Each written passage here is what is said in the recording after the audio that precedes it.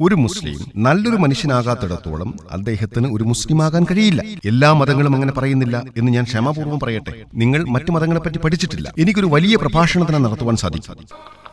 വേദങ്ങളിൽ നിന്നും, ഹൈന്ദവ വേദഗ്രന്ഥങ്ങളിൽ നിന്നും, ബൈബിളിൽ നിന്നും മനുഷ്യത്വത്തിനെതിരെയാകുന്ന ഉദ്ധരണികളുടെ ഒരു പ്രഭാഷണം എനിക്ക് നടത്തുവാൻ സാധിക്കും. ഞാൻ ഒരു മതത്തെയും വിമർശിക്കാനല്ല ഇവിടെ വന്നിരിക്കുന്നത്. നിങ്ങൾ ഒരു മതത്തെക്കുറിച്ചും പഠിച്ചിട്ടില്ല എങ്കിൽ ദയവായി നിങ്ങൾക്കറിവില്ലാത്ത വിഷയങ്ങളെക്കുറിച്ച് പറയാതിരിക്കുക. ഖുർആനിൽ അധ്യായം 16:43 അധ്യായം 21:7 പറയുന്നത്, നിങ്ങൾക്കറിഞ്ഞുകൂടെങ്കിൽ വേദം മുഖേന ഉത്ബോധനം ലഭിച്ചവരോട് നിങ്ങൾ ചോദിച്ചു നോക്കുക. നിങ്ങൾ മതങ്ങൾ തമ്മിലുള്ള താരതമ്യം പഠനം നടത്തുന്ന ഒരു വിദ്യാർത്ഥിയല്ല.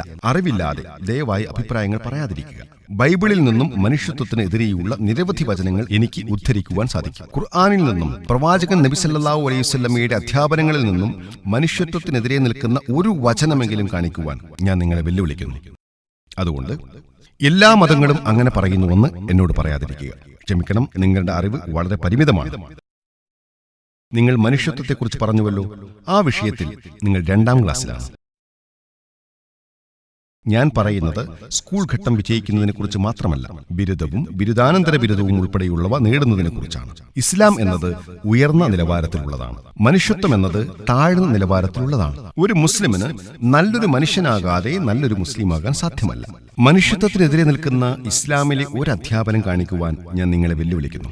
ഒരു അധ്യാപനത്തിന്റെ പിറകിലുള്ള യുക്തിപരമായ സാഹചര്യവും യുക്തിപരമായ കാരണവും അറിയാതെ നിങ്ങൾ ഒരുപക്ഷെ ആ അധ്യാപനത്തെ മനുഷ്യത്വത്തിന് എതിരായി കണ്ടേക്കാം. ഉദാഹരണത്തിന്, ഡോക്ടർ ഇഞ്ചക്ഷൻ എടുക്കുമ്പോൾ അതെനിക്ക് വേദന ഉണ്ടാക്കുന്നുവെന്ന് നിങ്ങൾ ഒരുപക്ഷെ പറഞ്ഞേക്കാം. പക്ഷെ അത് നിങ്ങൾക്ക് നല്ലതാണ്. ഡോക്ടർ നിങ്ങളുടെ ഉദരം കീറുന്നു, പക്ഷെ അത് നിങ്ങളുടെ ജീവൻ രക്ഷിക്കാനാണ്. ഡോക്ടർക്കറിയാം അതിന്റെ ഗുണങ്ങൾ, നിങ്ങൾക്കറിയില്ല. ഉദാഹരണത്തിന്, എനിക്ക് 2 കാര്യങ്ങൾ തിരഞ്ഞെടുക്കുവാനുള്ള സ്വാതന്ത്ര്യമുണ്ടെന്ന് കരുതുക. അതിലാദ്യത്തേത് 2ാം ക്ലാസ് അല്ലെങ്കിൽ 3ാം ക്ലാസ് വരെ പഠിക്കാം. രണ്ടാമത്തേത് ബിരുദാനന്തര ബിരുദം വരെ എടുക്കാം. ഞാൻ ബിരുദാനന്തര ബിരുദം വരെ തിരഞ്ഞെടുക്കും. എന്തിന് 2ാം ക്ലാസ്സിലോ 3ാം ക്ലാസ്സിലോ അവസാനിപ്പിക്കണം? മനുഷ്യത്വം നല്ലതാണ്, പക്ഷേ ഇസ്ലാം അതിനേക്കാളും ഉന്നതമാണ്. ഞാൻ മുസ്ലിം കുടുംബത്തിൽ ജനിച്ചതുകൊണ്ടാണ് ഇസ്ലാമിനെ അംഗീകരിക്കുകയും സ്ഥാപിക്കുകയും ചെയ്യുന്നത് എന്ന നിങ്ങളുടെ ചോദ്യത്തിനെ സംബന്ധിച്ച് പറയുകയാണെങ്കിൽ, ആരെങ്കിലും ഇസ്ലാമിനേക്കാൾ മെച്ചപ്പെട്ട മറ്റേതെങ്കിലും മതമുണ്ടെങ്കിൽ തെളിയിക്കുവാൻ ഞാൻ പറഞ്ഞല്ലോ. ഞാൻ മിക്ക പ്രധാനപ്പെട്ട മതങ്ങളെക്കുറിച്ചും പഠനം നടത്തിയിട്ടുണ്ട്. ഏറ്റവും യുക്തിപൂർണമായ മതമാണ് ഇസ്ലാം എന്നെനിക്ക് തോന്നുന്നു. മനുഷ്യരുടെ പ്രശ്നങ്ങൾക്ക് പരിഹാരം നിർദ്ദേശിക്കുന്ന മതമാണ് മനുഷ്യർക്കുള്ള ഏറ്റവും നല്ല മതം. അല്ലാഹു ഖുർആനിലെ അധ്യായം 3:19 പറയുന്നു, തീർച്ചയായും അള്ളാഹുവിങ്കൽ മതമെന്നാൽ ഇസ്ലാമാകുന്നു. അള്ളാഹുവിന്റെ അടുത്ത് സ്വീകാര്യമായ ഒരേയൊരു മതം ഇസ്ലാം മാത്രമാണ്. നിങ്ങളുടെ അറിവിനായി പറയട്ടെ, നിങ്ങളുടെ വാദത്തിന് യാതൊരു കഴമ്പുമില്ല. ഇന്നിവിടെ വന്നിട്ടുള്ള 30-ൽ കൂടുതൽ പണ്ഡിതന്മാരിൽ 10-ൽ കൂടുതൽ പേരും മുസ്ലിം കുടുംബത്തിൽ ജനിച്ചവരായിരുന്നില്ല. നിങ്ങൾക്കതറിയാമോ? നിങ്ങൾ എന്റെ ഈ ചോദ്യത്തിന് ഉത്തരം പറയണമെന്ന് ഞാൻ ആഗ്രഹിക്കുന്നു. ഈ സ്റ്റേജിൽ സംസാരിക്കുന്ന 30-ൽ കൂടുതൽ പണ്ഡിതന്മാരിൽ 10-ൽ കൂടുതൽ പേർ മുസ്ലിമായി ജനിച്ചവരായിരുന്നില്ല. നിങ്ങൾക്കതറിയാമോ? ഇല്ല, എനിക്കതറിയില്ല സർ. അതിനർത്ഥം നിങ്ങളുടെ വാദം നിലം പതിച്ചു. ലോകത്തിന്റെ വ്യത്യസ്ത കോണുകളിൽ നിന്നും ഇവിടെ പ്രഭാഷണം നടത്താൻ വന്നവരിൽ 10-ൽ കൂടുതൽ പേർ അമേരിക്കയിൽ നിന്നാണ്, 4 പേർ കാനഡയിൽ നിന്നാണ്, കുറച്ചു പേർ UK നിന്നുമാണ്, മലേഷ്യയിൽ നിന്നും വന്നവരുമുണ്ട്, സൗദി അറേബ്യയിൽ നിന്നും കുറച്ചു പേർ വന്നിട്ടുണ്ട്, UAE, സൊമാലിയ, സുഡാൻ എന്നിവിടങ്ങളിൽ നിന്നെല്ലാം വന്നവരുണ്ട്. അതിൽ 10-ൽ കൂടുതൽ പേർ അമുസ്ലിം കുടുംബത്തിൽ ജനിച്ചവരായിരുന്നു. അവർ വളർന്നു. ചിലർ 20 വയസ്സിന് മുമ്പ് തന്നെ ഇസ്ലാം സ്വീകരിച്ചു, ചിലർ 20കളിൽ സ്വീകരിച്ചു, ചിലർ 30കളിലാണ് ഇസ്ലാം സ്വീകരിച്ചത്. അള്ളാഹു അവർക്ക് സന്മാർഗം കൊടുത്തു. അവർ സ്വയം ഇഷ്ടപ്രകാരം മുസ്ലിങ്ങളായവരാണ്. ഞാൻ മുസ്ലിം കുടുംബത്തിൽ ജനിച്ചതുകൊണ്ടാണ് ഇസ്ലാമിനെ അവതരിപ്പിക്കുന്നത് എന്ന നിങ്ങളുടെ വാദം ഇവിടെ തിരുത്തപ്പെടുകയാണ്. കാരണം ഈ വ്യക്തികൾ ആരും തന്നെ മുസ്ലിം കുടുംബത്തിൽ ജനിച്ചവരായിരുന്നില്ല. ചിലർ ക്രിസ്ത്യൻ കുടുംബങ്ങളിൽ ജനിച്ചവരാണ്, മറ്റു ചിലർ മറ്റ് അമുസ്ലിം കുടുംബങ്ങളിലും ജനിച്ചവരാണ്. എന്നിട്ടും അവർ ഇസ്ലാമിനെ അവതരിപ്പിക്കുന്നു. എന്തുകൊണ്ടാണങ്ങനെ? കാരണം അവർ പഠനം നടത്തി. അവർ മറ്റു മതങ്ങളെക്കുറിച്ചും ഇസ്ലാമിനെക്കുറിച്ചും പഠനം നടത്തിയപ്പോൾ അവർക്ക് മനസ്സിലാക്കാൻ സാധിച്ചത് ഇസ്ലാമാണ് ഏറ്റവും നല്ല ജീവിത രീതി എന്നാണ്. നിങ്ങൾ മനുഷ്യത്വവും ഇസ്ലാമും പഠനത്തിന് വിധേയമാക്കാൻ ഞാൻ അഭ്യർത്ഥിക്കുന്നു. എന്നിട്ട് നിങ്ങൾ മനുഷ്യത്വത്തിന് എതിരെ നിൽക്കുന്ന എന്ത് കാര്യമാണ് ഇസ്ലാമിലുള്ളത് എന്ന് പരിശോധിക്കുക. അപ്പോൾ നിങ്ങൾക്ക് ഏറ്റവും നല്ല മതം ഏതാണെന്ന് മനസ്സിലാക്കാൻ സാധിക്കും. ഞാൻ നിങ്ങളുടെ മതത്തെക്കുറിച്ച് ചോദിക്കുന്നില്ല, പക്ഷേ ഏറ്റവും നല്ല മതം സ്വീകരിക്കാൻ ഞാൻ നിങ്ങളോട് അഭ്യർത്ഥിക്കുകയാണ്. ഏറ്റവും നല്ല ജീവിത രീതിയും മനുഷ്യർക്കുള്ള ഏക പരിഹാരവും ഇസ്ലാമാണ്. Thank you sir.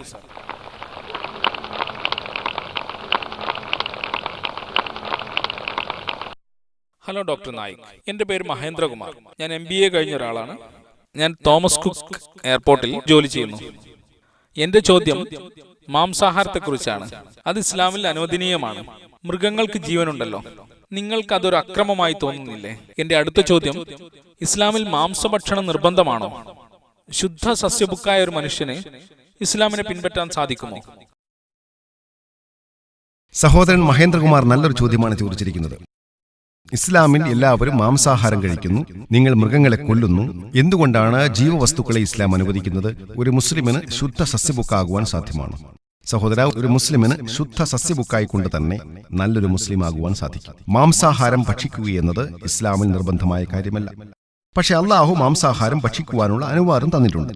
അള്ളാഹു ഖുർആനിൽ അധ്യായം 5:1 പറയുന്നു, നിങ്ങൾക്ക് വിവരിച്ചു തരുന്നത് ഒഴിച്ചുള്ള ആട്, മാട്, ഒട്ടകം എന്നീ ഇനങ്ങളിൽപ്പെട്ട മൃഗങ്ങൾ നിങ്ങൾക്ക് അനുവദിക്കപ്പെട്ടിരിക്കുന്നു. ഖുർആനിൽ അധ്യായം 16:5 പറയുന്നത്, അവയിൽ അഥവാ കാലികളിൽ നിന്ന് തന്നെ നിങ്ങൾ ഭക്ഷിക്കുകയും ചെയ്യുന്നു. ഖുർആനിലെ അധ്യായം 23-21 പറയുന്നത്, അവയുടെ ഉദരങ്ങളിലുള്ളതിൽ നിന്ന് നിങ്ങൾക്ക് നാം കുടിക്കാൻ തരുന്നു. നിങ്ങൾക്ക് അവയിൽ ധാരാളം പ്രയോജനങ്ങളുണ്ട്. അവയിൽ നിന്ന് മാംസം നിങ്ങൾ ഭക്ഷിക്കുകയും ചെയ്യുന്നു. അപ്പോൾ സർവശക്തനായ ദൈവം മൃഗങ്ങളുടെ മാംസം ഭക്ഷിക്കുവാൻ അനുവാദം തന്നിട്ടുണ്ടെങ്കിൽ പിന്നെ നമ്മൾ എന്തിന് അത് ഭക്ഷിക്കാതിരിക്കണം? ഇസ്ലാം മാംസഭക്ഷണം ഭക്ഷിക്കുവാൻ അനുവാദം നൽകുന്നതിന്റെ യുക്തിപരമായ കാരണത്തിലേക്ക് പോകാം. മാംസാഹാരം മാംസ്യത്താൽ സമൃദ്ധമാണ്, അഥവാ പ്രോട്ടീനാൽ സമൃദ്ധമാണ്. സാധാരണയായി മനുഷ്യ ശരീരത്തിന് 23 അമിനോ ആസിഡുകൾ ആവശ്യമുണ്ട്. അവയിൽ 8 എണ്ണം മനുഷ്യ ശരീരത്തിൽ ഉൽപ്പാദിപ്പിക്കപ്പെടുന്നതല്ല.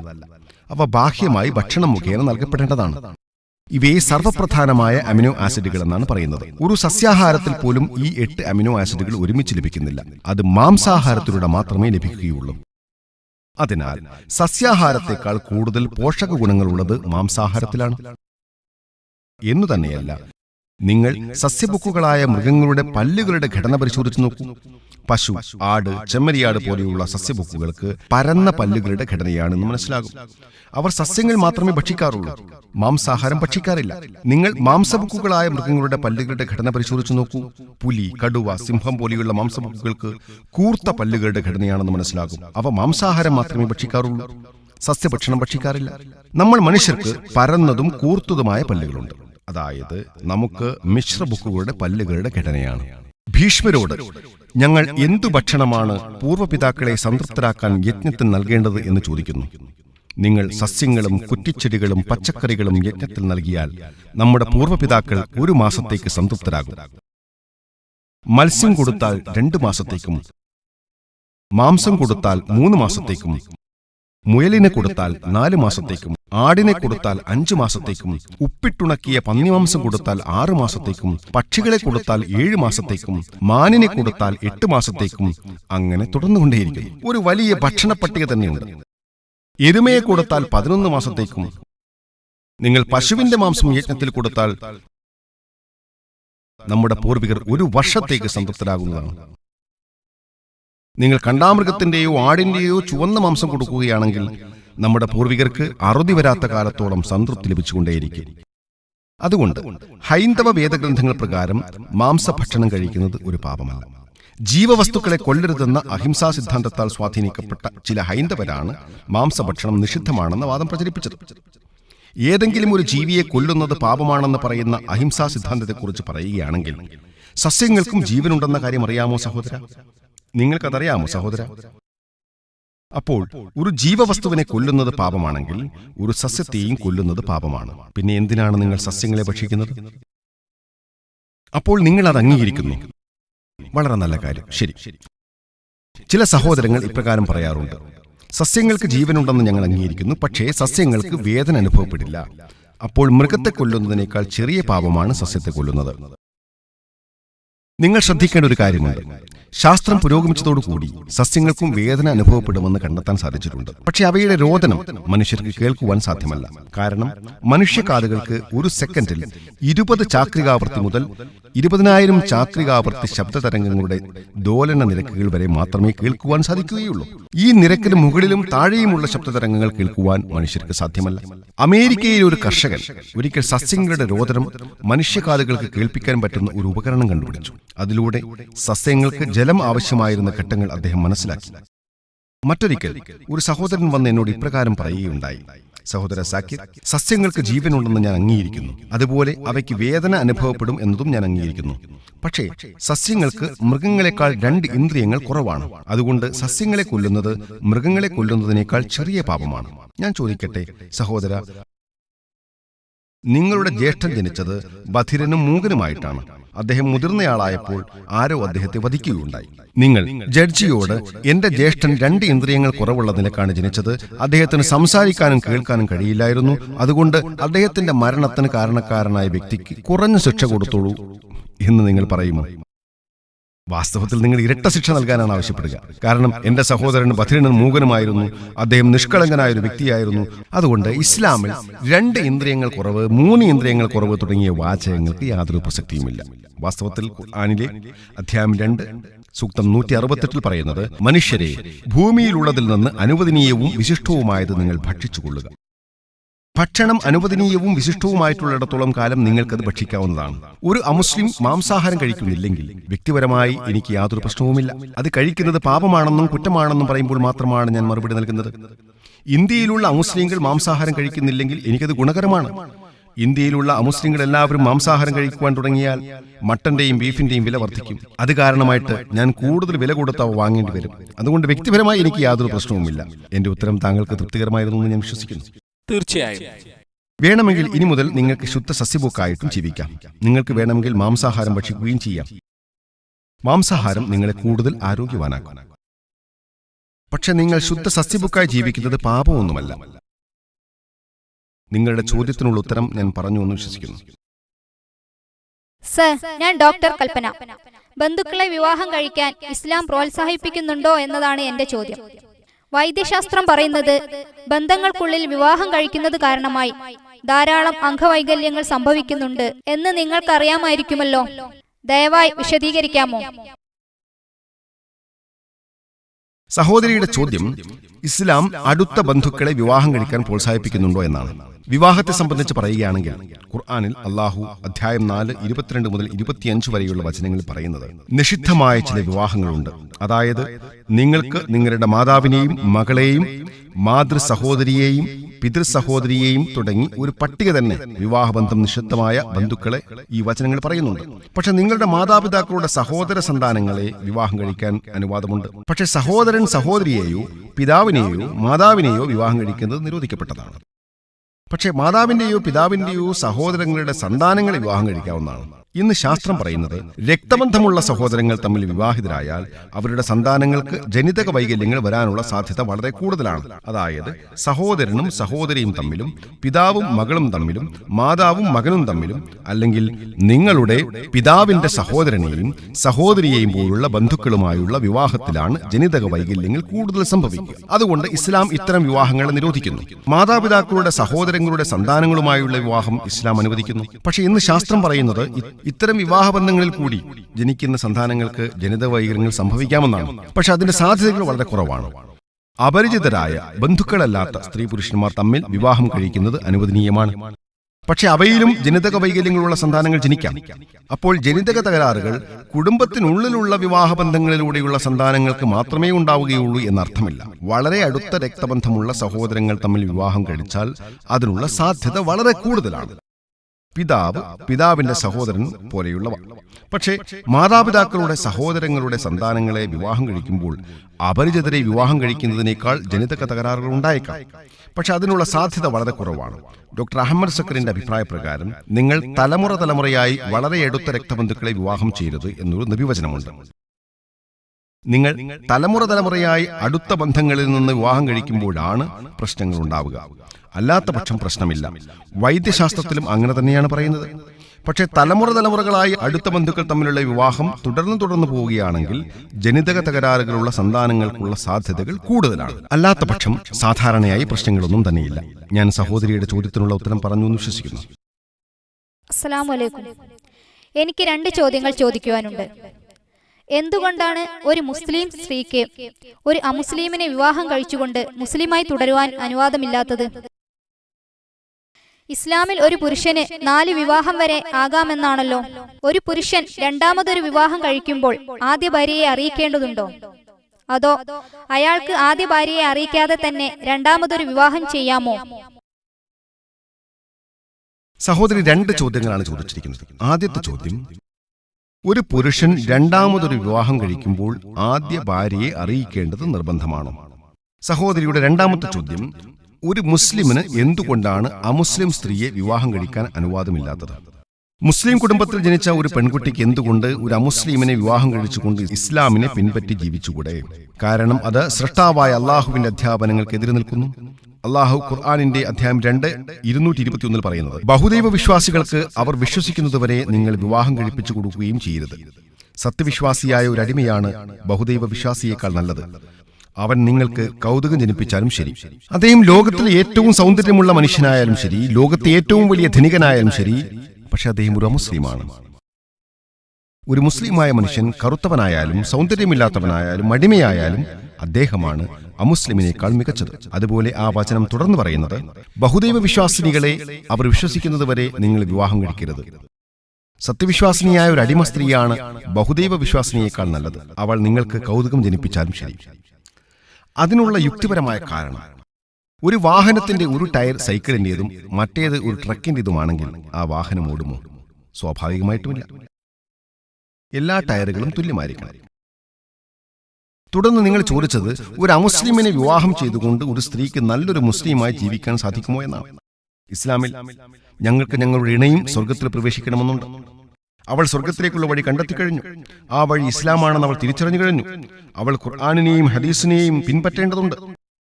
ഇനി ഞാൻ പറയുന്ന കാര്യം ഒന്ന് സങ്കല്പിച്ച് നോക്കൂ. സഹോദരി, അവൾ സ്വർഗത്തിൽ പോകുമെന്ന് അവൾക്ക് മനസ്സിലായി. എന്നാൽ അവളുടെ ഭർത്താവ് ഒരു വിഗ്രഹാരാധകനാണ്, ഒരു അമുസ്ലിമാണ്. അദ്ദേഹം പോകുന്നത് നരകത്തിലേക്കുമാണ്. സഹോദരി, ഈ ജീവിതം പരലോക ജീവിതത്തെക്കാൾ എത്രയോ ചെറുതാണ്. നിങ്ങൾക്കൊരു പക്ഷേ ഇവിടെ നിങ്ങളുടെ ഭർത്താവുമായി 20, 30, 40, 50 വർഷങ്ങൾ ജീവിക്കാൻ സാധിച്ചേക്കാം. അല്ലെങ്കിൽ ഒരു പക്ഷേ 60 വർഷങ്ങൾ ലഭിച്ചേക്കാം. പക്ഷേ പരലോക ജീവിതം അവസാനമില്ലാത്തതാണ്. അതിനർത്ഥം അവൾ സ്വാർത്ഥയായ സ്ത്രീയാണ്. ഒരു നല്ല മുസ്ലിം ഭാര്യയ്ക്കോ ഭർത്താവിനോ തന്റെ ഇണയും കൂടി സ്വർഗത്തിൽ പോകണമെന്ന് ആഗ്രഹമുണ്ടാകും. അതുകൊണ്ടാണ് ഭാര്യയും ഭർത്താവും മുസ്ലിം ആയിരിക്കണമെന്ന് പ്രാധാന്യത്തോടെ പറയുന്നത്. നിങ്ങളുടെ രണ്ടാമത്തെ ചോദ്യമായ, ഒരു പുരുഷൻ രണ്ടാമത് വിവാഹം കഴിക്കുമ്പോൾ ആദ്യ ഭാര്യയുടെ അനുവാദം വാങ്ങേണ്ടതുണ്ടോ എന്നതിനെ സംബന്ധിച്ച് പറയുകയാണെങ്കിൽ, ആദ്യ ഭാര്യ നിക്കാഹിന്റെ കരാറിൽ അഥവാ വിവാഹ കരാറിൽ അങ്ങനെ ഒരു നിബന്ധന വെച്ചിട്ടില്ലെങ്കിൽ അത് നിർബന്ധമായ കാര്യമല്ല. ഞാൻ ജീവിച്ചിരിക്കുന്നിടത്തോളം കാലം നിങ്ങൾ രണ്ടാമതൊരു ഭാര്യയെ സ്വീകരിക്കരുത് എന്ന് ആദ്യ ഭാര്യ തന്റെ വിവാഹ കരാറിൽ ഉപാധി വെച്ചിട്ടുണ്ടെങ്കിൽ ആ പുരുഷന് അവളെ അറിയിക്കേണ്ട നിർബന്ധ ബാധ്യതയുണ്ട്. വിവാഹ കരാറിൽ അത് പറഞ്ഞിട്ടില്ലെങ്കിൽ അത് നിർബന്ധമല്ല. പക്ഷെ കുറഞ്ഞത് നിങ്ങൾ അവളെ അറിയിക്കുകയെങ്കിലും ചെയ്യണം. ഖുർആനിൽ അധ്യായം 4:3 പറയുന്നത്, സ്ത്രീകളിൽ നിന്ന് നിങ്ങൾ ഇഷ്ടപ്പെടുന്ന 2, 3, 4 പേരെ വിവാഹം ചെയ്തുകൊള്ളുക.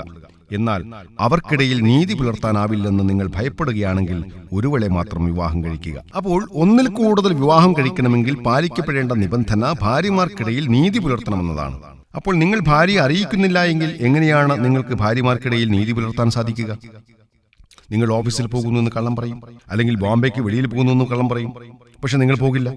അതുകൊണ്ട് ഒരാൾ രണ്ടാമത് വിവാഹിതനാകുമ്പോൾ അനുവാദം ചോദിക്കേണ്ടത് നിർബന്ധമായൊരു കാര്യമല്ല. പക്ഷെ കുറഞ്ഞത് അവരെ അറിയിക്കുകയും ചെയ്യുക. അത് കാരണമായിട്ട് ഭാര്യമാർക്കിടയിൽ അയാൾക്ക് നീതി പുലർത്തുവാൻ സാധിച്ചേക്കും. ഞാൻ നിങ്ങളുടെ ചോദ്യത്തിനുള്ള ഉത്തരം പറഞ്ഞു എന്ന് വിശ്വസിക്കുന്നു. അസ്സലാമു അലൈക്കും സാക്കിർ ഭായ്. നിങ്ങളെ എനിക്ക് പരിചയപ്പെടുത്തിയത് എന്റെ അധ്യാപകനായ നാസിർ ഗുരുവാണ്. ഹൈന്ദവത, ഇസ്ലാം, പരസ്പര സാമ്യതകൾ എന്ന വിഷയത്തെ ആസ്പദമാക്കി ആസാദ് മൈതാനത്ത് വെച്ച് നടന്ന നിങ്ങളുടെ പ്രഭാഷണമാണ് ഞാൻ ആദ്യമായി കേട്ടത്. എന്റെ പേര് ദീപേത് സേട്ട് എന്നാണ്. ഞാനൊരു കെട്ടിട നിർമ്മാണ കമ്പനിയിൽ ജോലി ചെയ്യുന്നു.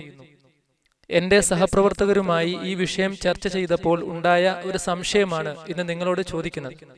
ചോദ്യം ഇതാണ്: മുഗളന്മാർ ഇന്ത്യ ഭരിച്ചിരുന്ന സമയത്ത് അവർ ഹൈന്ദവ വേദഗ്രന്ഥങ്ങളിൽ നടത്തിയ കൈകടത്തലുകൾ കാരണമായിട്ടാണ് ഇന്ന് ഹൈന്ദവ വേദഗ്രന്ഥങ്ങളിൽ വൈരുദ്ധ്യങ്ങൾ കാണാൻ കാരണം. ഇത് സത്യമാണോ അതോ മിഥ്യയാണോ? ദയവായി വിശദീകരിക്കാമോ? നന്ദി.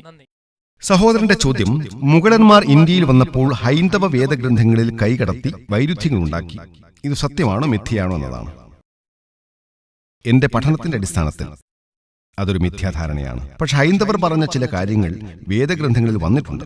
ഇന്ത്യയിൽ അറബികൾ വരുന്നതിന് മുമ്പ് ഹിന്ദു എന്ന പദം ഹൈന്ദവ വേദഗ്രന്ഥങ്ങളിൽ എങ്ങും ഉണ്ടായിരുന്നില്ല. ഹിന്ദു എന്നത് ഒരു സ്ഥലപരമായ നിർവചനമാണ്. ഈ വാക്ക് ആദ്യമായി ഉപയോഗിച്ചത് അറബികളാണ്. അവർ ഇന്ത്യക്കാരെ ഹിന്ദികൾ എന്ന് വിളിക്കാറുണ്ട്. ഞാൻ ഇന്ന് സൗദി അറേബ്യയിൽ പോകുമ്പോഴും ഹിന്ദി എന്ന് തന്നെ വിളിക്കാറുണ്ട്. ഞാനൊരു ഹിന്ദിയാണ്. ഹിന്ദി എന്നത് സിന്ധു നദീ തടാകത്തിനടുത്ത് ജീവിക്കുന്ന വ്യക്തിക്ക് പറയുന്ന സ്ഥലപരമായ നിർവചനമാണ്. അതൊരു മതപരമായ നിർവചനമല്ല. അതുകൊണ്ടാണ് അറബികൾ ഇന്ത്യയിൽ വരുന്നതുവരേക്കും ഹിന്ദു എന്ന പദം ഹൈന്ദവ വേദഗ്രന്ഥങ്ങളിൽ ഉണ്ടായിരുന്നില്ല എന്ന് ജവഹർലാൽ നെഹ്റു പറഞ്ഞത്. മുഗളന്മാർ ഹൈന്ദവ വേദഗ്രന്ഥങ്ങളിൽ കൈകടത്തി എന്ന നിങ്ങളുടെ ചോദ്യത്തെ സംബന്ധിച്ച് പറയുകയാണെങ്കിൽ, 1, എന്റെ പഠനമനുസരിച്ച് മുഗളന്മാർ ഹൈന്ദവ വേദങ്ങളിൽ കൈകടത്തിയിട്ടില്ല. 2, ഇനിയൊരു വാദത്തിനായി മുഗളന്മാർ കൈകടത്തിയെന്ന് തന്നെ വിചാരിക്കുക. ഒരിക്കൽ കൈകടത്തപ്പെട്ടതാണെങ്കിൽ നിങ്ങൾ ആ ഗ്രന്ഥങ്ങളെ ഉപേക്ഷിച്ചേക്കുക. നിങ്ങൾ അവ കൈകടത്തപ്പെട്ടിട്ടുണ്ടെന്ന് അംഗീകരിക്കുന്നുവെങ്കിൽ അവ ഉപേക്ഷിച്ചേക്കുക. നിങ്ങൾ കൈകടത്തലുകൾ നടത്തപ്പെട്ട ഗ്രന്ഥത്തെയാണോ പിൻപറ്റുന്നത്? കൈകടത്തലുകൾ നടത്തിയിട്ടില്ലാത്ത ഗ്രന്ഥത്തെ പിൻപറ്റൂ. അത് ഖുർആനാണ്. മുഗളന്മാർ ഹൈന്ദവ ഗ്രന്ഥങ്ങളിൽ കൈകടത്തിയെന്ന നിങ്ങളുടെ വാദമാണ് ശരിയെങ്കിൽ ആ വേദങ്ങളെ ഇനി ഉപേക്ഷിച്ചേക്കുക. 2 ഗ്ലാസ് വെള്ളമുണ്ടെന്ന് സങ്കല്പിക്കുക.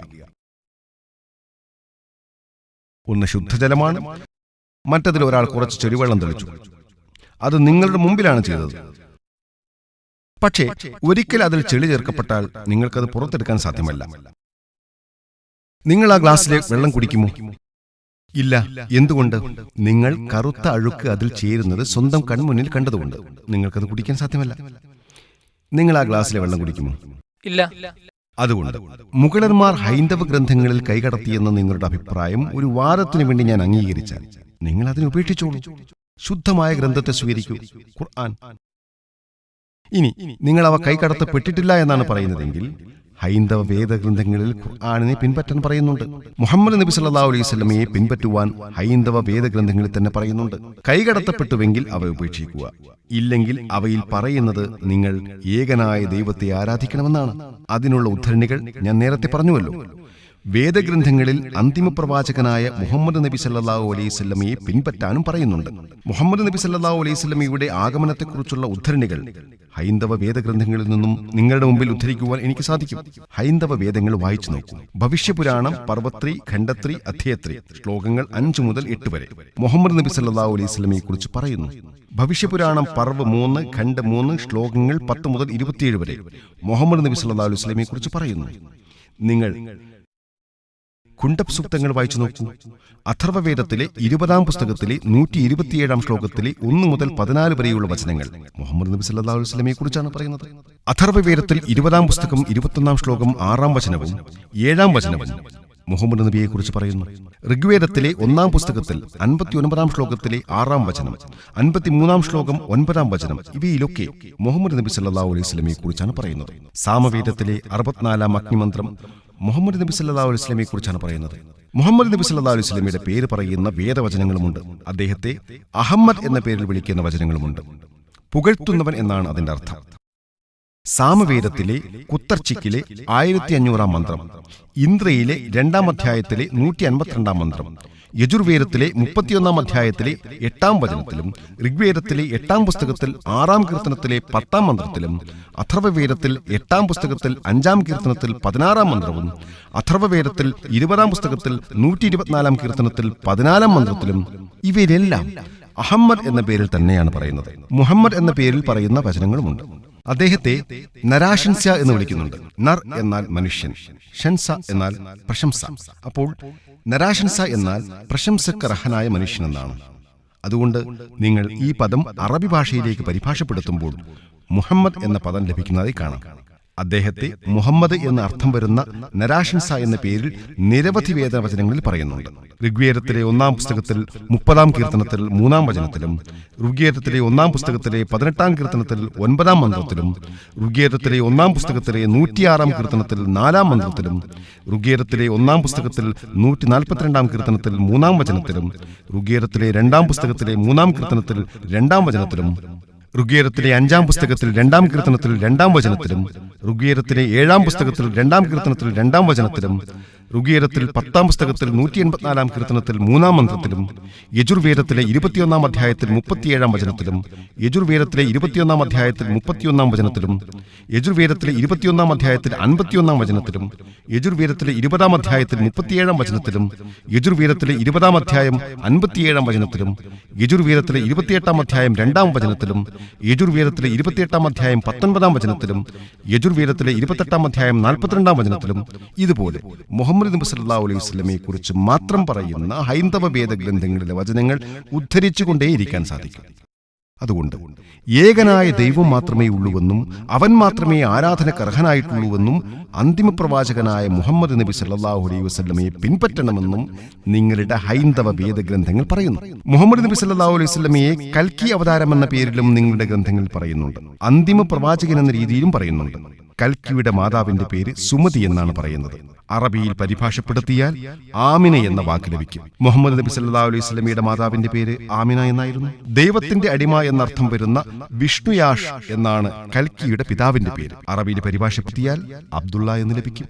അത് മുഹമ്മദ് നബി സല്ലല്ലാഹു അലൈഹി വസല്ലമയുടെ പിതാവിന്റെ പേരാണ്. സമാധാനമുള്ള സ്ഥലം എന്നർത്ഥം വരുന്ന സംഭാല എന്ന സ്ഥലത്തായിരിക്കും കൽക്കിയുടെ ജനനം എന്ന് പറയുന്നു. അറബിയിൽ അതിന് മക്ക എന്നാണ് പറയുക. സംഭാലയുടെ പ്രമാണിയുടെ വീട്ടിലാവും അദ്ദേഹത്തിന്റെ ജനനം എന്നും അതിൽ പറയുന്നുണ്ട്. അദ്ദേഹം ഖുറൈശി കുടുംബത്തിലാണ് ജനിച്ചതെന്ന് നമുക്കറിയാം. അദ്ദേഹത്തിന് 4 അനുയായികൾ ഉണ്ടാവുമെന്നും പറയുന്നുണ്ട്. അതായത് നബി സല്ലല്ലാഹു അലൈഹി വസല്ലമയുടെ അനുചരന്മാരെ കുറിച്ചാണ് സൂചിപ്പിക്കുന്നത്. കൽക്കി അവതാരമായ അന്തിമ പ്രവാചകനായ മുഹമ്മദ് നബി സല്ലല്ലാഹു അലൈഹി വസല്ലമയെ കുറിച്ചുള്ള ഇതുപോലുള്ള വചനങ്ങൾ എനിക്ക് ഉദ്ധരിച്ചുകൊണ്ടിരിക്കുവാൻ സാധിക്കും. ഞാൻ ചോദിക്കട്ടെ സഹോദര, നിങ്ങൾ ഏകനായ ദൈവത്തിൽ വിശ്വസിക്കുന്നുണ്ടോ? നിങ്ങൾ വിഗ്രഹാരാധന പാടില്ലെന്ന് വിശ്വസിക്കുന്നുണ്ടോ? അതെ, ആസാദ് മൈതാനത്തിലെ നിങ്ങളുടെ പ്രഭാഷണം കേട്ടതിന് ശേഷം വിഗ്രഹാരാധന നിഷിദ്ധമാണ് എന്നാണ് ഞാൻ വിശ്വസിക്കുന്നത്. അതുകൊണ്ട് ഇത്തരം കാര്യങ്ങളെല്ലാം ഇപ്പോൾ എനിക്ക് വളരെ വ്യക്തമായി പറയാം. നിങ്ങളുടെ പ്രഭാഷണം ഞാൻ നിരവധി തവണ കേട്ടിട്ടുണ്ട്. എന്നോടൊരാൾ ഒരിക്കൽ ചോദിച്ച ചോദ്യത്തിന്റെ ഉത്തരമാണ് ഞാൻ നിങ്ങളിൽ നിന്നും കേൾക്കാൻ ആഗ്രഹിച്ചത്. അത്രമാത്രം. മുഹമ്മദ് നബി സല്ലല്ലാഹു അലൈഹി വസല്ലം അന്തിമ പ്രവാചകനാണെന്ന് നിങ്ങൾ വിശ്വസിക്കുന്നുണ്ടോ? അതെ, തീർച്ചയായും. ലാ ഇലാഹ ഇല്ലല്ലാഹ് മുഹമ്മദുർ റസൂലുള്ളാഹ് എന്നതിൽ ഞാൻ വിശ്വസിക്കുന്നു. മാഷാ അല്ലാഹ്. അള്ളാഹു നിങ്ങൾക്ക് അർഹമായ പ്രതിഫലം നൽകട്ടെ എന്ന് ഞാൻ പ്രാർത്ഥിക്കുന്നു. എനിക്ക് നിങ്ങൾ പറഞ്ഞ ആശയങ്ങൾ വ്യക്തമായി മനസ്സിലാക്കാൻ സാധിച്ചു. നിങ്ങളുടെ എല്ലാ നല്ല പ്രവൃത്തികൾക്കും ഞാൻ നന്ദി രേഖപ്പെടുത്തുന്നു. അള്ളാഹു നിങ്ങൾക്ക് പ്രതിഫലം നൽകുമാറാകട്ടെ. ഒരു വ്യക്തി ദൈവത്തിന് കീഴ്പ്പെടുമ്പോൾ ഇസ്ലാമിക ലോകത്ത് അദ്ദേഹത്തെ മുസ്ലിം എന്ന് വിളിക്കുന്നു. ഞങ്ങളുടെ മനസ്സുകളിലുള്ള തെറ്റിദ്ധാരണകൾ മാറ്റാൻ നിങ്ങൾ നടത്തുന്ന ഈ പ്രവർത്തനങ്ങൾക്കെല്ലാം ഞാൻ നന്ദി രേഖപ്പെടുത്തുന്നു. ശരിയാണ്, ഞാൻ നിങ്ങളുടെ സംഭാഷണം തടസ്സപ്പെടുത്തിയതിന് ക്ഷമ ചോദിക്കുന്നു. ഞാൻ സാധാരണയായി സംസാരിക്കുന്നത് ഗുജറാത്തി ഭാഷയാണ്. അള്ളാഹുവിനെ കീഴ്പ്പെടുന്ന വ്യക്തിയാണ് മുസ്ലിം എന്ന് വിളിക്കുന്നത് എന്ന നിങ്ങളുടെ നിർവചനം കേട്ട നാൾ മുതൽ ആരെങ്കിലും എന്നോട് എന്റെ മതം ഏതെന്ന് ചോദിച്ചാൽ മുസ്ലിം എന്നാണ് ഞാൻ പറയുക. എന്റെ സുഹൃത്ത് അത് കേട്ടപ്പോൾ സ്തബ്ധനായിപ്പോയി. ഞാൻ ഗുജറാത്തിയാണ് സാധാരണയായി സംസാരിക്കാറുള്ളത്. ഇപ്പോൾ ഞാനൊരു മുസ്ലിമാണ്. ഞാൻ ജനിച്ചത് ഒരു മുസ്ലിം കുടുംബത്തിലല്ല. പക്ഷേ ഏത് കുടുംബത്തിൽ ജനിച്ചു എന്നതൊരു പ്രശ്നമല്ലെന്ന് എനിക്കറിയാം.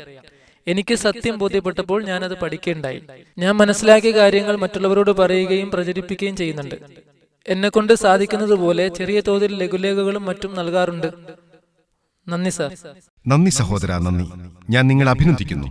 അള്ളാഹു നിങ്ങൾക്ക് സ്വർഗം നൽകുമാറാകട്ടെ. നിങ്ങൾക്ക് എന്തെങ്കിലും സംശയങ്ങളുണ്ടെങ്കിൽ ഞങ്ങളുമായി ബന്ധപ്പെടാവുന്നതാണ്. അതിൽ ഞങ്ങൾക്ക് സന്തോഷമേ ഉള്ളൂ. വളരെയധികം നന്ദി. അസ്സലാമു അലൈക്കും സാർ. എന്റെ പേര് അജയ് വൈഷ്ണവ് എന്നാണ്. ഞാനൊരു VIP സ്ഥാപനത്തിലെ ഭക്ഷണ വിതരണ വിഭാഗത്തിൽ ജോലി ചെയ്യുന്നു. എന്റെ കുടുംബത്തിൽ നിന്നും ഉയർന്ന ഒരു ചോദ്യമാണ് ചോദിക്കുന്നത്. എല്ലാ മതഗ്രന്ഥങ്ങളിലെയും ദൈവം ഒന്ന് തന്നെയാണ്. ദൈവം ഏകനാണ്. ഞാൻ നിങ്ങളോട് അസ്സലാമു അലൈക്കും എന്ന് പറയുമ്പോൾ അതിനുള്ള മറുപടിയായി എന്നോട് നിങ്ങൾക്ക് ഹരി ഓം അല്ലെങ്കിൽ ഹരി ഓം ശാന്തി എന്നൊക്കെ പറയാവുന്നതല്ലേ? അസ്സലാമു അലൈക്കും എന്നതിന്റെ അർത്ഥം ഒരുപക്ഷെ നിങ്ങളുടെ മേൽ ദൈവത്തിന്റെ ശാന്തി ഉണ്ടാകട്ടെ എന്നായിരിക്കാം. ഓം ശാന്തി എന്നതിന്റെ അർത്ഥവും ഒരുപക്ഷെ നിങ്ങളുടെ മേൽ ദൈവത്തിന്റെ ശാന്തി ഉണ്ടാകട്ടെ എന്ന് തന്നെയായിരിക്കാം. അപ്പോൾ നിങ്ങൾക്ക് എന്തുകൊണ്ട് ഓം ശാന്തി എന്ന് പറഞ്ഞുകൂടാ? സഹോദരന്റെ ചോദ്യം അസ്സലാമു അലൈക്കും എന്നതിന്റെ അർത്ഥം ദൈവത്തിന്റെ സമാധാനം നിങ്ങളുടെ മേൽ ഉണ്ടാകട്ടെ എന്നാണ്. ഓം ശാന്തിയുടെ അർത്ഥവും നിങ്ങളുടെ മേൽ ദൈവത്തിന്റെ സമാധാനം ഉണ്ടാകട്ടെ. ശാന്തി എന്ന് പറയുന്നതിൽ പ്രശ്നമില്ല, ഓം എന്നതിലാണ് പ്രശ്നം. ഹൈന്ദവർ ഓം എന്നതിനെ ദൈവമായിട്ടാണ് കരുതുന്നത്. ശാന്തി എന്നതിൽ പ്രശ്നമൊന്നുമില്ല. അസ്സലാമു അലൈക്കും എന്നത് പരിഭാഷപ്പെടുത്തുമ്പോൾ നിങ്ങളുടെ മേൽ ദൈവത്തിന്റെ സമാധാനം ഉണ്ടാകട്ടെ എന്നർത്ഥം ലഭിക്കും. ശാന്തിയിൽ കുഴപ്പമില്ല, സമാധാനത്തിൽ കുഴപ്പമില്ല, സലാം എന്നതിലും കുഴപ്പമില്ല. ഓം എന്നതിലാണ് കുഴപ്പം. സാധാരണയായി നിങ്ങളിൽ സമാധാനം ഉണ്ടാകട്ടെ എന്ന് നമ്മൾ പറയുമ്പോൾ അള്ളാഹുവിൽ നിന്നാണ് സമാധാനം പ്രതീക്ഷിക്കുന്നത്. ഓം എന്നത് സാധാരണയായി ജനങ്ങൾ ദൈവത്തിന് നൽകുന്ന വ്യത്യസ്തമായൊരു നിർവചനമാണ്. ദൈവത്തിന്റെ സമാധാനം നിങ്ങളിൽ ഉണ്ടാകട്ടെ എന്ന് പറയുന്നതിൽ പ്രശ്നമൊന്നുമില്ല. പക്ഷെ ഓം എന്ന് നിങ്ങൾ പറയുമ്പോൾ മനസ്സിൽ വരുന്നത് തെറ്റായൊരു ദൈവസങ്കല്പമായിരിക്കും. ഇത് ഹൈന്ദവതയെക്കുറിച്ചാണോ അതോ ദൈവത്തിലേക്ക് ചേർക്കുന്ന എന്തെങ്കിലുമാണോ, വിഗ്രഹവുമായി ബന്ധപ്പെട്ടതാണോ എന്നൊക്കെ ചിന്തിക്കും. അപ്പോൾ സത്യത്തിൽ നിന്ന് വ്യതിചലിക്കാൻ സാധ്യതയുണ്ട്. വ്യതിചലിക്കാതിരിക്കാൻ കാര്യങ്ങൾ വ്യക്തമാക്കുന്നതാണ് നല്ലത്. ശാന്തി എന്ന് മാത്രം പറയുന്നതിൽ കുഴപ്പമില്ല. അറബിയിൽ ഇതിന് അസ്സലാമു അലൈക്കും എന്നാണ് പറയുക. നിങ്ങളിൽ ശാന്തി ഉണ്ടാകട്ടെ എന്ന് പരിഭാഷപ്പെടുത്താം. ശാന്തി എന്ന വാക്കിനോടൊപ്പം മറ്റെന്തെങ്കിലും ചേർക്കുമ്പോൾ അത് സ്രഷ്ടാവിൽ നിന്നല്ലാതെ മറ്റാരിൽ നിന്നോ സമാധാനം പ്രതീക്ഷിക്കുന്നത് പോലെയാകും. അത് പ്രശ്നമാണ്.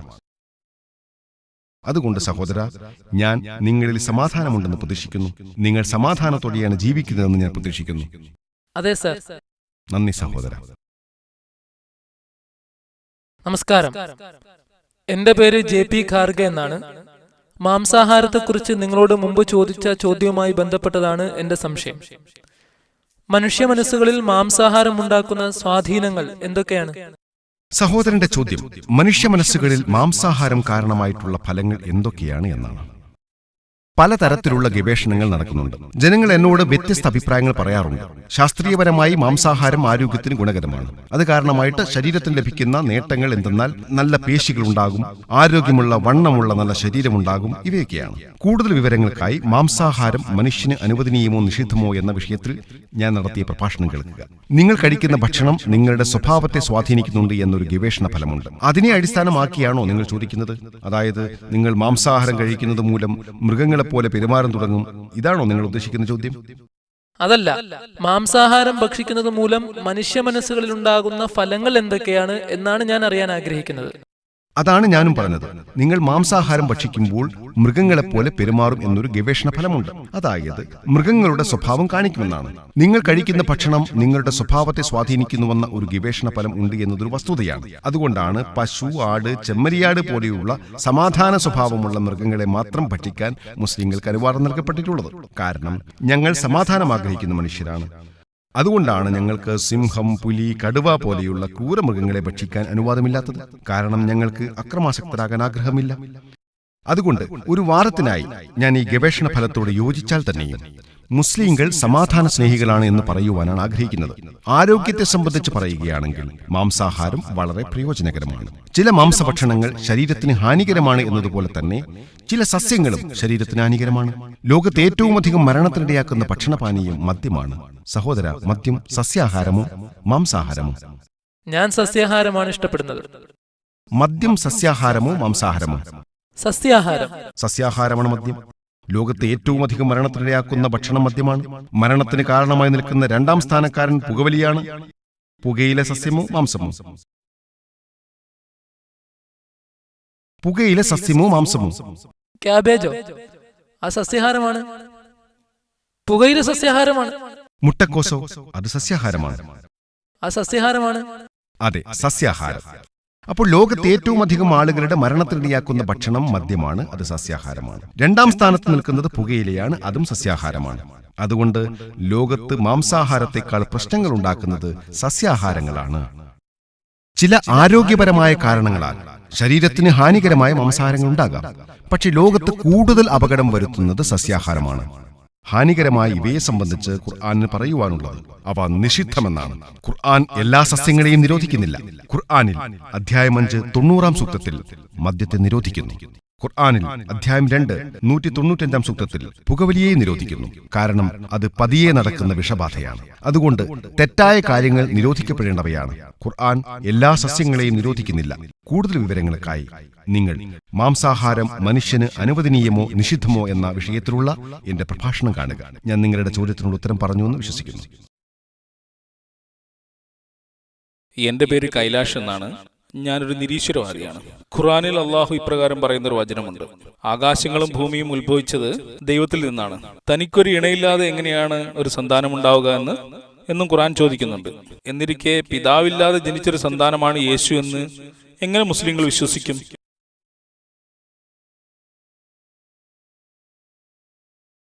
സഹോദരന്റെ ചോദ്യം പിതാവില്ലാതെ ജനിച്ച ഒരു സന്താനമാണ് യേശുവെന്ന് മുസ്ലിങ്ങൾ വിശ്വസിക്കുന്നു. എന്നാൽ ഖുർആനിൽ സർവശക്തനായ ദൈവത്തിന് ഒരു ഇണയില്ലാതിരിക്കെ എങ്ങനെയാണ് ഒരു സന്താനമുണ്ടാവുക എന്ന് പറയുന്നുണ്ടല്ലോ. ഇവയൊക്കെ ഖുർആനിൽ പ്രതിപാദിക്കുന്ന സാധാരണ കാര്യങ്ങളാണ്. ഈസാ അലൈഹിസ്സലാമിന്റെ അത്ഭുതകരമായ ജനനത്തെ സംബന്ധിച്ച് ഖുർആനിൽ അധ്യായം 3 47 സൂക്തത്തിൽ പറയുന്നത് ഇപ്രകാരമാണ്: അവൾ മറിയം പറഞ്ഞു, എന്റെ രക്ഷിതാവേ, എനിക്ക് എങ്ങനെയാണ് കുട്ടിയുണ്ടാവുക? എന്നെ ഒരു മനുഷ്യനും സ്പർശിച്ചിട്ടില്ലല്ലോ. അള്ളാഹു പറഞ്ഞു, അങ്ങനെ തന്നെയാകുന്നു. താൻ ഉദ്ദേശിക്കുന്നത് അള്ളാഹു സൃഷ്ടിക്കുന്നു. അവനൊരു കാര്യം തീരുമാനിച്ചു കഴിഞ്ഞാൽ അതിനോട് ഉണ്ടാകൂ എന്ന് പറയുക മാത്രം ചെയ്യുന്നു, അപ്പോൾ അതുണ്ടാകുന്നു. അതുപോലെ ഖുർആനിലെ അധ്യായം 3 59 സൂക്തത്തിൽ പറയുന്നത് ഇപ്രകാരമാണ്: إن مثل عيسى عند الله كمثل آدم خلق من تراب ثم قال له كن فيكون. അള്ളാഹുവെ സംബന്ധിച്ചിടത്തോളം ഈസായെ ഉപമിക്കാവുന്നത് ആദമിനോടാകുന്നു. അവനെ മണ്ണിൽ നിന്നും അവൻ സൃഷ്ടിച്ചു. പിന്നീട് അതിനോട് ഉണ്ടാകൂ എന്ന് പറഞ്ഞപ്പോൾ അവൻ അതാ ഉണ്ടാകുന്നു. അതുകൊണ്ട് സാധാരണഗതിയിൽ മാതാപിതാക്കളുടെ സഹായത്തോടെയാണ് മനുഷ്യർ ജനിക്കുന്നത്. പക്ഷെ അള്ളാഹുവിന് അവന്റെ ശക്തി തെളിയിക്കുന്നതിനുള്ള, അതായത് പിതാവിന്റെ സഹായം ആവശ്യമില്ലാതെ അള്ളാഹുവിന് ഒരു മനുഷ്യനെ സൃഷ്ടിക്കുവാൻ സാധിക്കും എന്നതിനുള്ള ഒരു ഉദാഹരണമാണ് ഈസാ അലൈഹിസ്സലാം. അള്ളാഹുവിന്റെ മറ്റൊരു അത്ഭുതം, അതായത് പിതാവിന്റെയും മാതാവിന്റെയും സഹായമില്ലാതെ സൃഷ്ടിച്ച ഒരു മനുഷ്യനുള്ള ഉദാഹരണമാണ് ആദം അലൈഹിസ്സലാം. അള്ളാഹുവിന് ഇണയുമില്ല സന്താനവുമില്ല എന്ന് പറയുന്ന ഖുർആൻ വചനമുണ്ട്. അതിനുശേഷം തുടർന്ന് ഖുർആനിൽ പറയുന്നത് ഇപ്രകാരമാണ്: അള്ളാഹുവിനൊരു സന്താനം ജനിച്ചിരുന്നുവെങ്കിൽ ആ സന്താനത്തിന്റെ മുമ്പിൽ ആദ്യമായി തല താഴ്ത്തുന്നത് ഞാനായിരിക്കും എന്ന് നീ പറയുക. അതിനർത്ഥം അള്ളാഹുവിനൊരു മകൻ ഉണ്ടെന്നല്ല, അള്ളാഹുവിനൊരു സന്താനമുണ്ടാവുക എന്നൊരു ചോദ്യമേ ഉദിക്കുന്നില്ല എന്നാണ്. കാരണം സന്താനത്തെ ഉൽപ്പാദിപ്പിക്കുക എന്നത് ജീവികളുടെ സ്വഭാവമാണ്, ജീവികളുടെ ലൈംഗിക പ്രവർത്തനങ്ങളിൽപ്പെട്ട കാര്യമാണത്. അതുകൊണ്ടാണ് അള്ളാഹു സന്താനത്തെ ഉൽപ്പാദിപ്പിക്കില്ല എന്ന് പറയുന്നത്. അള്ളാഹുവിന് ഒരു ഇണയുടെ ആവശ്യമില്ല. മനുഷ്യരായ നമ്മൾക്കാണ് ഇണയെ ആവശ്യമായി വരുന്നത്. കാരണം ഇണചേരുക എന്നത് മൃഗങ്ങളുടെയും മനുഷ്യന്റെയും ലൈംഗിക പ്രവൃത്തികളിൽപ്പെട്ട കാര്യമാണ്. അതുകൊണ്ട് അള്ളാഹുവിന് ഒരു സന്താനമുണ്ടായിരുന്നെങ്കിൽ ഞാനായിരിക്കും ആദ്യം തലകുനിക്കുക എന്ന ഈ വചനം അള്ളാഹുവിനൊരു സന്താനമുണ്ടാകുമെന്ന വാദത്തെ തന്നെ നിഷേധിക്കുകയാണ്, അസാധുവാക്കുകയാണ്. അള്ളാഹുവിനൊരു ഇണയുടെ ആവശ്യവുമില്ല. ഒരു സന്താനമുണ്ട്, ഒരു ഇണയുണ്ട് എന്നൊക്കെ പറഞ്ഞുകൊണ്ട് അള്ളാഹുവിന് ചെറുതാക്കി കാണുവാൻ പാടില്ല എന്ന ആശയം പഠിപ്പിക്കുന്ന ഖുർആൻ വചനങ്ങളാണിവ. ഒരു മകനെയോ ഒരു ഇണയെയോ സ്വീകരിക്കുക എന്നത് പരമകാരുണികന്റെ പ്രതാപത്തിന് യോജിച്ചതല്ല. വാഖിറു ദഅവാനാ അൽഹംദുലില്ലാഹി റബ്ബിൽ ആലമീൻ.